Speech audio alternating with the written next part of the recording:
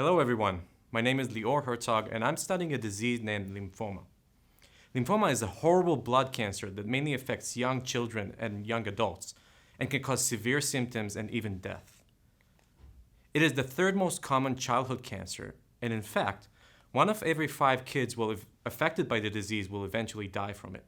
However, these young patients actually have an advantage. Their younger immune system enables them to tolerate treatment and have better outcomes. But how do we treat them? What is our treatment strategy? Well, we know that cancer cells keep adapting and changing.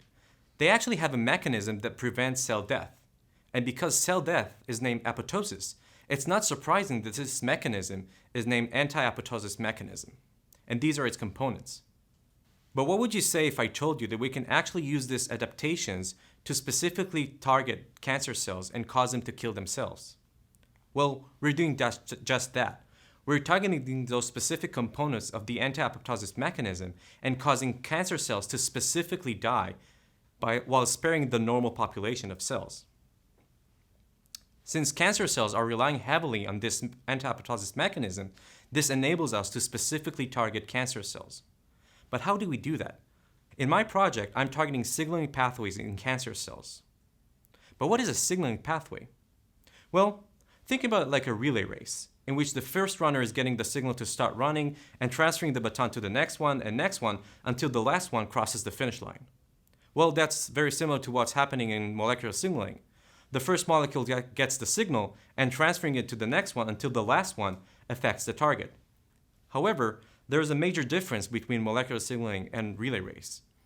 In molecular signaling, we have a situation called Maina Factors, in which one molecule can actually affect other molecules and various molecules that will eventually cause them to be activated or inhibited. In cancer cells, there is a signaling pathway that is always active, named mTOR, or mechanistic target of rapamycin. And you can see here that is involved in so many cellular processes, and these are just examples. However, mTOR is also active in normal cells. And therefore, if we're targeting mTOR, you can already imagine that we will affect both cancer cells as well as normal cells, and that will cause us to have side effects and non-specific targeting. Therefore, targeting mTOR actually have a lot of disadvantages, and we need to come up with a better strategy. In my project, I target a process named protein translation, using a drug called SBI 756, or from now on SBI. But what is protein translation? Well, I compare it to building an IKEA table. We start with the DNA that is like the instructions that are needed in order to build the table correctly. Continue with the RNA that is like the parts that are needed in order to build the table.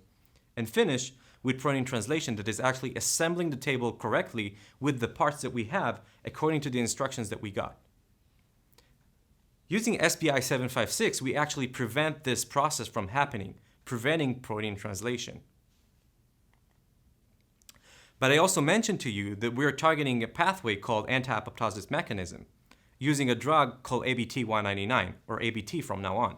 But I also mentioned to you that we are targeting the anti-apoptosis mechanism in cancer cells, and we're doing that by using ABT-199, which is a drug that is already an FDA approved, which is a good start for us. So using ABT-199 and looking at both SBI and ABT together, we want to see if we can target cancer cells specifically. But not only that, I also look at the combination of the two and want to see if I'm getting a better effect by combining them. But how do I test that in cancer cells? I'm using a dye that is specifically binding to the DNA, but is only able to get into the cell once the outer membrane of the cell was permeabilized or leaky. In a live cell where the membrane is intact, the dye is not able to get into the cell and incorporate into the DNA. However, if the cell is dying or already dead, the dye is able to get through the membrane and incorporate into the DNA and enabled me to stain this cell and know that this cell is dead or dying. So what I do in my project is testing increasing concentrations of drugs or their combinations and look at how many cells are still left alive after treatment with the drug. And that's exactly what we see in this graph. On the x-axis, you see the increasing concentration of each drug by itself or the combination of them. And the y-axis is actually the viability of the cells that are left behind after the treatment of the drug. And we can see that when we're increasing the concentration of each drug, we're getting a reduction in the number of cells that are left viable, indicating that those drugs are actually affecting the right targets and are causing cancer cells to die. But what's most important to see is that the combination of the two drugs is actually more potent and causing less cells to survive after the treatment of the drug.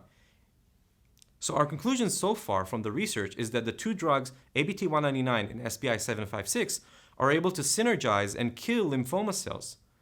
And they're able to synergize, and their combination is better than each drug by itself. This treatment strategy may suggest to us that there is a novel therapeutic potential for the combination of ABT-199 and SBI-756, and suggest that these young patients and those kids may have a better future and a better outcome of the treatment. Thank you.